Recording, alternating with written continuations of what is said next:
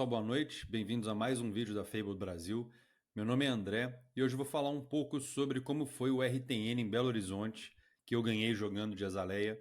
E aí eu vou fazer um pequeno reporte do campeonato e além do reporte eu vou fazer um pequeno deck tech, assim, um mini deck tech, só para explicar um pouco como que eu decidi o herói, como que foi o processo de sideboarding, por que que eu resolvi trazer ele. Bom, para falar desse RTN, eu acho que eu tenho que começar falando um pouco sobre como foi a preparação para esse campeonato. A Garagem do Nerd, que foi a loja em Belo Horizonte que fez o RTN, né? Ela é a loja que eu jogo toda semana. É a minha LGS, a gente tem o Armory lá toda quinta-feira. Na verdade, alterna terças e quintas-feiras. Então eu conheço a loja, conheço as pessoas, conheço boa parte do field local e muito da preparação começou por aí. Então o Alan, que é companheiro de time da FEBA do Brasil, veio para BH, ficou na minha casa e a gente sentou para tentar meio que discutir alguns dias antes até do evento, acho que uma semana antes do evento, qual que era o meta esperado, até para a gente entender se os nossos heróis estavam bem posicionados, para a gente entender qual sideboard que a gente faria. E aí vocês vão ver na tela qual que foi o meta que eu esperava, qual que foi o meta efetivo, e vocês vão ver que a gente chegou bem perto. Na verdade, a gente tinha calculado um meta estimando mais ou menos 20 jogadores, acho que 19 jogadores, que era a quantidade de ingressos que não estava mais disponível no site. Na prática vieram só 14, então não vieram tantos jogadores quanto ingressos vendidos, mas fora isso a gente ficou bem próximo. Então a gente estimou que seriam 5 Guardians, na verdade foram 4, dividido entre 2 Victories e 2 Bravo. A gente estimou que seriam 3 Ninjas e acertou, 2 Katsu e um Fai. Um dos maiores erros talvez tenha sido nos Warriors, que eu estimei que seriam 3, né? Um de cada, uma Dory, um Bolt e uma Kassai. E na verdade só teve um, que foi o Bolting. E a gente teve algumas outras calls também que foram muito corretas. Então, por exemplo, Dromai eu estimei que teria no máximo uma, não teve nenhuma. O Cano a gente achou que seria só um, acabou tendo dois.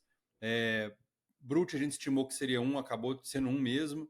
Então, acho que de um modo geral foi bem próximo e isso explica um pouco do resultado. Por quê? Porque o sideboard foi pensado considerando a representatividade de heróis que a gente teria. Eu vou passar aqui rapidinho o deck que eu levei para o RTN e vocês vão ver que é um deck bem padrão de Azaleia, mas ele tem algumas escolhas que só se justificam por causa desse meta. Por exemplo, normalmente, se eu esperasse um meta cheio de Dromai, eu ia querer rodar os 9 Bolting Shot, eu ia querer rodar 2 ou 3 Sleep Dart, eu ia querer rodar 2, talvez até 3 Enlightened Strike, que são as cartas que vão ter Go Again, que me ajudam a limpar board, que o Sleep Dart, no caso, que vai desativar o Go Again da Dromai. E como a gente, na verdade, estava esperando que não teria nenhuma Dromai, eu teria no máximo uma Dromai, eu acabei trocando 2 dos Bolting Shot azul por 2 Infecting Shot azul, preferi rodar só um Sleep Dart para poder rolar 3 Fatigue Shot, preferi rodar só 3 Poppers. Normalmente eu rodaria ou 3 Battering Bolt, ou 2 Battering Bolt e um Command and Conquer. Acabei optando por ir com 2 Command and Conquer e só um Battery Bolt. Poderia até ter ido de 3 Command and Conquers. E a maioria dessas decisões acaba que afasta um pouco um sideboard que seria pensado para Dromai, que é uma das matches mais complicadas para Zaleia, para um sideboard que foi quase exclusivamente pensado para Guardian, que para mim são os matches mais difíceis para Zaleia e que a gente sabia que estariam muito representados. Na prática, quando eu parei para pensar nas classes que a gente veria e vi que Guardian era o mais representado, eu cogitei seriamente trocar de herói. Eu pensei em Cano, que é um deck que tem uma boa match contra Guardian. Pensei em vir de Kassai, às vezes, que eu acho que era um herói que estava bem posicionado, às vezes até o Caio. Mas no fim das contas eu resolvi que o tanto que eu conheço de Azaleia, o meu deck já deve ter mais de um ano, meu deck principal. O que eu teria a ganhar escolhendo um deck mais bem posicionado, eu perderia e mais um pouco por escolher um deck que eu não sei jogar tão bem.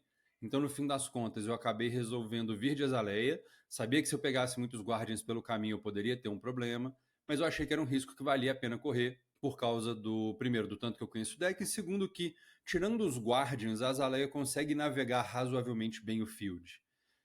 Guardian é de fato o maior desafio. Então é isso, eu sabia que ia ter 3 ninjas e a Azaleia costuma ir bem contra ninja, eu sabia que ia ter, por exemplo, esse Brute, que a Azaleia também costuma navegar bem. Cano, eu acho que, eu não sei se eu diria que é favorável para a Azaleia, eu acho que é uma match bem próxima para os dois lados, mas é uma match que eu sei navegar, apesar dos erros que a gente vai discutir daqui a pouco. Mas é uma match que eu sei mais ou menos navegar, então eu acabei optando por vir de Azaleia. E aí as alterações que eu fiz na lista, depois, né, discutindo junto com o Alan, depois de pegar algumas dicas da Sofia Romão, que para mim é a melhor jogadora de azaleia do Brasil, pegar umas dicas com o João Zene, que é um outro jogador também que tem pegado muito sério na azaleia, tem até um teste de grupo específico. Eu achei que eu estava bem treinado para vir de azaleia e tentar fazer o melhor resultado que eu pudesse no campeonato. E aí, ajustando o sideboard, fazendo algumas escolhas que talvez não fossem tão ortodoxas, eu achei que isso me deixaria mais bem preparado. Uma outra escolha também que foi bem difícil, mas eu acabei achando que valia a pena, é o que eu chamo do pacote Memorial Ground, né?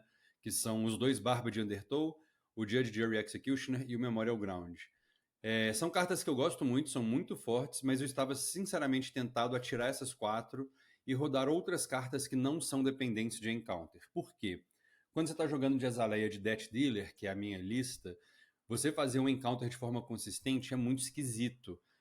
Você vai precisar de achar uma flecha no topo ou colocar uma flecha no topo. Você vai ter que ter uma azul nesses turnos para poder pagar o Death Dealer e o encounter e a flecha de custo 1. Então acaba que a curva de custo nos turnos em que você quer fazer uma flecha com encounter fica meio torta. Barba de Undertow é muito forte contra Guardian, porque eu consigo prevenir eles de pitcharem azul. E algumas vezes isso vai ser quase um time walk. O Judge, Jury, Executioner vai ter um valor muito forte contra qualquer deck, mas também contra Guardian, na medida que eu muitas vezes vou obrigar eles a descartarem ali 2 cartas da mão. Contra o Vitor, por exemplo, se ela vem dominada, mesmo que ele consiga dar o drop por ter criado um gold, às vezes vai ser uma carta mais que ele vai ter que descartar.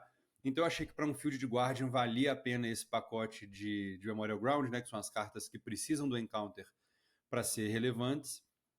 E de fato, quando elas apareceram, elas foram muito relevantes. Beleza. Como foi o campeonato propriamente dito?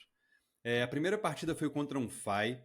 É um jogador que começou a jogar Fai há pouco tempo. Eu até conheço ele, emprestei algumas cartas pro deck dele. E aí foi um jogo que eu consegui ganhar o tempo muito cedo, consegui achar as flechas que são muito disruptivas pro Fai muito cedo, e isso fez com que eu abrisse uma diferença boa de vida e mantivesse o controle do jogo o tempo todo. Até que chegou uma hora que antes mesmo do Fai morrer, o jogador concedeu porque ele viu que não tinha muito como ele voltar do que a gente tinha construído ali nos primeiros turnos. E foi uma vitória que me deixou muito satisfeito. Claro, é sempre bom começar com uma vitória. Quando você começa o round 1 com uma derrota, fica difícil voltar para o campeonato. Mas o primeiro turno foi então contra um Fai, sem muito segredo, sem grande mistério. Um jogo rápido e bem objetivo, achando Red in the Ledger, achando Remorseless, para poder travar ali o Fai, achando os inertias para ele não poder fazer setup. Então foi um jogo muito dentro do que você espera que a Azaleia consiga fazer contra o Ninja, quanto o deck dela funciona. O segundo jogo foi contra um Vitor, inclusive foi na stream. Depois vocês procuram no YouTube a Garagem do Nerd, vocês vão ver no canal do YouTube da Garagem do Nerd que teve o stream desse campeonato, várias partidas do Suíço e depois várias partidas do top 8. Se eu não me engano, tiveram inclusive as 2 partidas do top 4 e a final, além de algumas partidas de top 8. E contra o Vitor eu sofri muito, ele acabou com 10 de vida, foi realmente um jogo que não foi nem muito perto. Eu perdi, né? Fiquei 1-1. Tive uma misplay ali relevante, que eu tive uma flecha que acertou com o Derai com Encounter, e eu erroneamente falei com o adversário que ele escolhia qual carta que descartava, quando na verdade eu olho a mão dele e seleciono qual carta descarta. Faz parte, a gente fica nervoso e erra. Então eu comecei o campeonato 1-1, perdendo para esse Vitor, que jogou como o Vitor joga muito, assim. Fazendo Clash ganhando, batendo com o martelo, fazendo Golden Sun estourando Gold para poder bater 10 com Overpower. Foi realmente um jogo que eu perdi o tempo dele muito cedo e não consegui voltar para esse jogo. Não tinha muito o que fazer, era o que a gente sabia, Guardian é um match difícil, era o que eu não queria pegar, acabei pegando, não tinha muito o que fazer. No terceiro round eu peguei um Katsu, é um jogador que joga de ninja há muito tempo, mas não estava tão acostumado com o Katsu no CC, e apesar dele conseguir me atravessar uma boa quantidade de dano, o deck acabou se comportando bem, assim como foi contra o Fai. Então eu consegui achar os Red in the Ledger, consegui achar os Remorseless. Eu acho que em 7 turnos eu achei o Red in the Ledger 4 vezes entre Codex e Memorial Ground. Então realmente foi um jogo também que, apesar de novo, o Katsu ter tido um turno bem explosivo, eu consegui manter o controle, manter o tempo, consegui dominar muita flecha, consegui passar muito hit relevante. Acabei ganhando, né, para fazer aí 2-1 nas 3 primeiras rodadas. E foi um jogo que também foi mais ou menos sobre o controle. Foi um jogo um pouco mais próximo, eu terminei ele com acho que 3 de vida, mas é aqueles 3 de vida que você vai sabendo quando você pode tomar dano, porque o adversário não vai ter muito ali o que fazer. e aí com isso eu fiquei 2-1. Na última rodada do Suíço, eu joguei contra um cano, que foi o cano que depois eu pegaria no top 4, e foi um jogo bem próximo. Eu acho que eu joguei 3 partidas contra cano nesse RTN e me mostraram que eu preciso melhorar um pouco a minha abordagem contra cano. Apesar de eu falar que é uma match que eu sei navegar, eu acho que é uma match que eu conseguiria navegar melhor do que eu tenho navegado. Contra esse cano, por exemplo, quando eu apresentei Letal para ele, ele tentou combar mais ou menos sob controle, mas dependendo de algumas coisas, e de modo que ele ganhou, ele me deu exatamente a quantidade de dano arcano que ele precisava, e a gente meio que fez as contas ali, e se na minha mão fosse uma amarela ao invés de uma vermelha, eu teria conseguido sobreviver aquele turno com pelo menos 1 de vida, e aí eu teria matado ele. No caso, não foi isso que deu para fazer. Inclusive, a gente até chegou à conclusão que existia uma outra linha que, se ele tivesse jogado, ele teria ganhado independente da cor das cartas da minha mão, porque basicamente ele optou por fazer 4 fontes de dano arcano, de modo que eu poderia ter pagado até 8 AB, né, 2 em cada uma, e existia uma linha onde ele teria só 3 fontes de dano arcano, mas cada fonte dando mais dano, o que restringiria o meu AB possível de pagar AB6 ao invés de AB8, e aí na somatória ele acabaria passando mais dano por isso.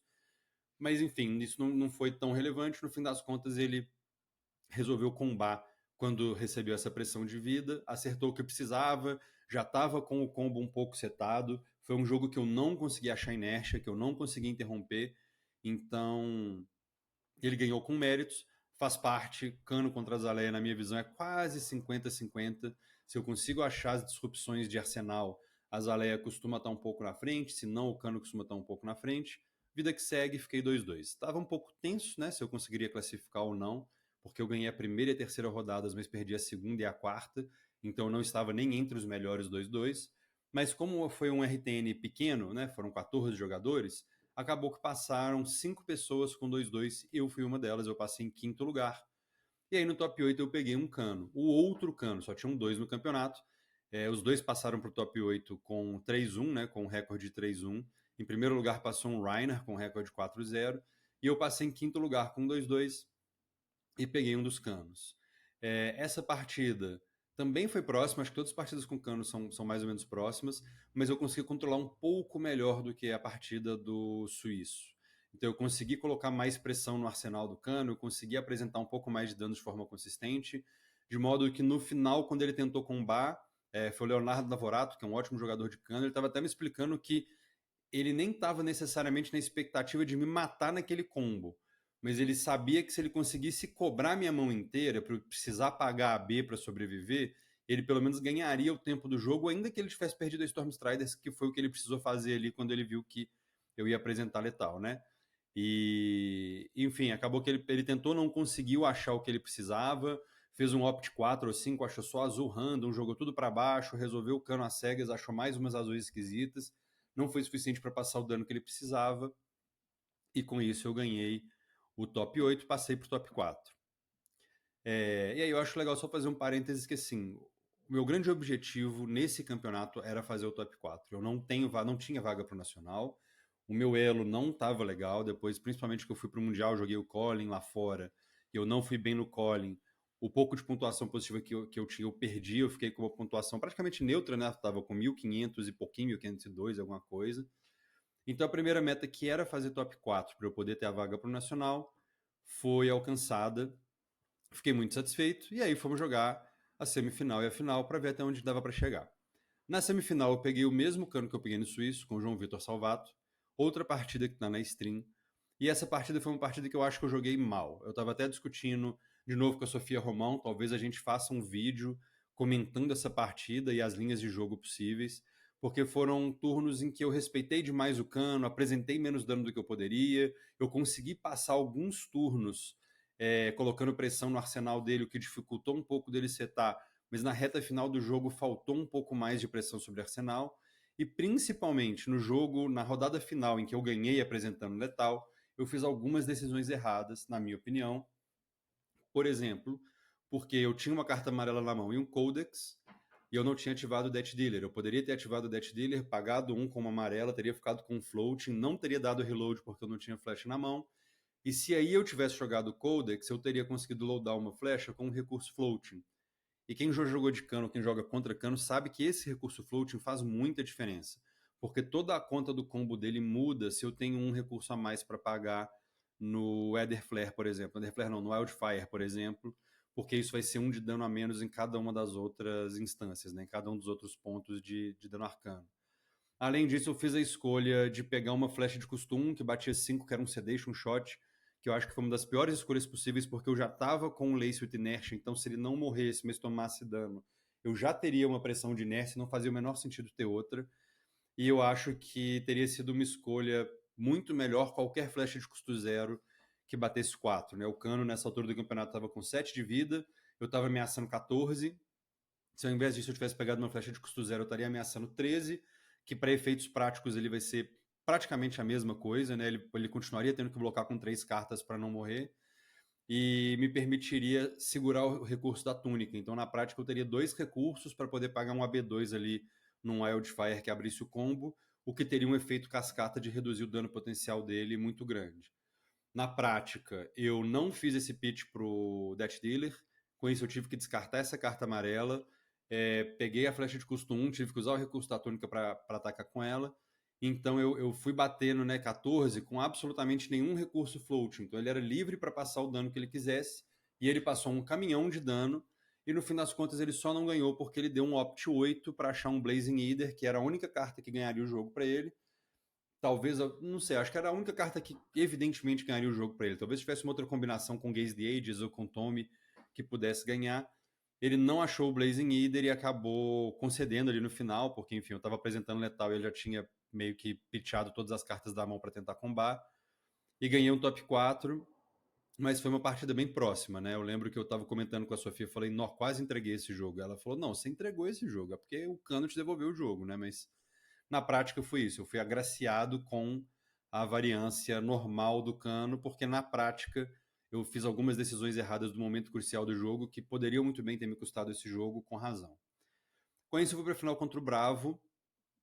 O Bravo para mim ainda é a match mais difícil pilotando de Azaleia, é uma match que eu tenho muita dificuldade, que eu odeio jogar, porque normalmente contra Bravo o seu deck tem que funcionar muito bem e o deck do seu oponente não pode funcionar muito bem para que você tenha uma chance de ganhar. Se os dois decks funcionarem bem, o Bravo ganha. Se o seu deck bricar uma mão, o Bravo ganha.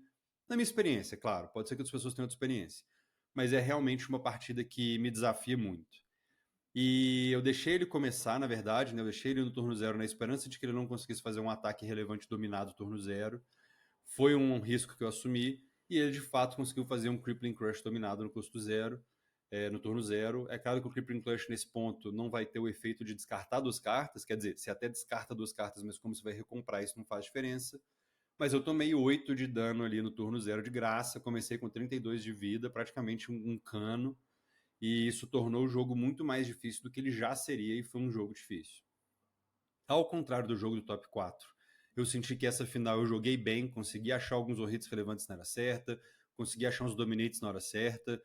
Acho que o oponente eu consegui dar para ele algumas decisões um pouco mais difíceis que fizeram ele acabar indo com linhas um pouco menos eficientes, até que no fim eu consegui um turno de Rain Razors com 3 flechas, foi uma mini Lex ali, então eu bati, acho que foi 12 mais 6 mais 6, 24 total num turno que ele estava muito à frente de vida, ele já tinha aberto muita vida, ele estava com 20, eu estava com 10. Aí esse turno de 24 de dano me trouxe de novo de volta para o jogo, a gente teve mais uma trocação ali até eu ficar com 4 de vida e ele com 3, e aí no turno final, para o meu turno ser forte, eu precisava achar uma flecha custo 0 no topo, achei um Bolt and Shot vermelho, fiz um buff com Bolt and Shot para 7 dominado, e ele não conseguiu parar o suficiente para sobreviver, e com isso eu ganhei a final contra o Bravo, e acabei ganhando uma Gold Foil, uma Luminares Gold Foil, inclusive, fiquei muito feliz de ter conseguido ganhar a Gold Foil, de ter conseguido ganhar esse título. Mas mais importante, eu acho, foi a vaga no Nacional. Eu acho que esse era o principal. Eu estaria muito chateado se eu não conseguisse ir no Nacional como competidor. Eu já tinha jogado 2 outros RTNs sem muito sucesso, né? Nos 2 eu fiquei ali a uma vitória. Um deles eu fiquei a uma vitória de ter chance de top 8, o outro eu acho que nem isso, eu acho que eu precisaria ter 2 vitórias a mais, que de novo, para quem joga Flash and Blood competitivo, isso é muita coisa, isso não é pequeno, isso não é pouca coisa. Mas consegui, então, no meu RTN local, a vaga e a Gold Foil, o que eu achei que foi super positivo, foi um resultado acima do que eu esperava, principalmente num field cheio de Guardian, mas acho que esse sideboard direcionado para Guardian, junto com conhecer o field local, com conhecer a loja, com conhecer muito bem o deck, acabaram me dando ali a pequena vantagem que eu precisava para poder fazer esse resultado e conseguir somar aí mais 4 pontos de Divine Legends para Azaleia, que é um sentimento agridoce, né? Por um lado eu ganhei a Gold Foil e coloquei o nome ali na Roll of Honor dela, por outro lado ela está um pouquinho mais perto de Living Legends, que era algo que eu não queria que acontecesse. Mas foi legal, foi super bacana, fiquei muito satisfeito com a experiência. A lista para. Desculpa, o link para minha lista vai estar na descrição aqui do vídeo, se você quiser ver. Tem inclusive o histórico das outras listas que eu testei antes para chegar nela. Realmente, muita coisa foi tirada e foi substituída para poder fazer um side forte contra Guardian, porque a gente sabia que ia ser a classe mais representada no field. E, graças a Deus, né, essa preparação, esse raciocínio, essa estratégia ali de tentar preparar o deck de acordo com o field esperado, acabou se pagando porque a gente acertou com muita precisão qual seria o field esperado. É isso. Espero que esse vídeo tenha sido interessante para vocês. Se vocês quiserem, eu posso fazer um deck tech completo dessa lista mais para frente. A gente está planejando alguns vídeos sobre Azaleia especificamente para o canal. E foi assim que eu ganhei o RTN de Belo Horizonte e com isso a minha Luminares Gold Foil e a minha vaga no Nacional. Muito obrigado e até o próximo vídeo aqui no canal da Fable Brasil.